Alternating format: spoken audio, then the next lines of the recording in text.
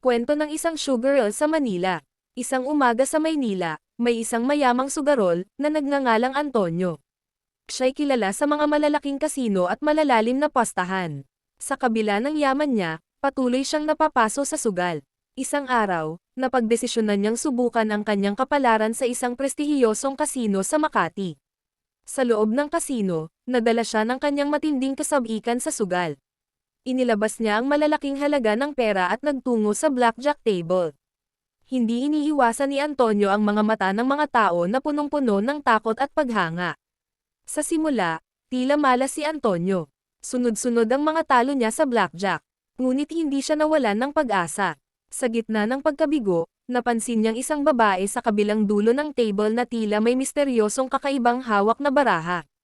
Hinayaan niyang manalo ang babae ng ilang beses bago niya tinanong kung paano nito ginawa. Doon niya natutunan ang konsepto ng card counting at iba pang mga estratehiya sa blackjack. Binalikan niya ang table na may bagong lakas ng loob at pag-asa. Sa paglipas ng oras, unti-unti siyang umangat. Nagtagumpay si Antonio na mabawi ang kanyang mga naunang pagkakabingi. Ngunit sa halip na tumigil, lalo niyang pinalaki ang kanyang mga pusta at nalululong sa sugal. Habang lumilipas ang mga araw, naging desperado si Antonio na makuha ang malaking jackpot. Nalimutan na niya ang mga turo ng babae tungkol sa pag-iingat at paggamit ng mga estratehiya. Sa huli, ang kanyang kasakiman ang siyang nagdulot ng kanyang pagkabangkarote.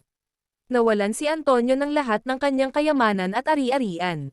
Sa kabila ng lahat ng ito, ang kanyang kwento ay nagsisilbing paalala na ang sugal ay maaaring magdulot ng kasiyahan ngunit maaari ring maging sanhi ng pagkawasak. Sa kabila ng pagkakabangkarote, hindi nagpatinag si Antonio. Determinado pa rin siyang mabawi ang kanyang nawalang kayamanan. Naghanap siya ng iba't ibang paraan upang makabangon mula sa kanyang pagkakamali. Nagtayo siya ng maliit na negosyo at nagtrabaho ng masipag upang makaipon muli. Sa paglipas ng panahon, natutunan ni Antonio ang halaga ng sipag, tiyaga, at wastong pamamahala ng pera. Nakabangon siya mula sa pagkakabangkarote at unti-unti niyang nabalik ang kanyang dating yaman.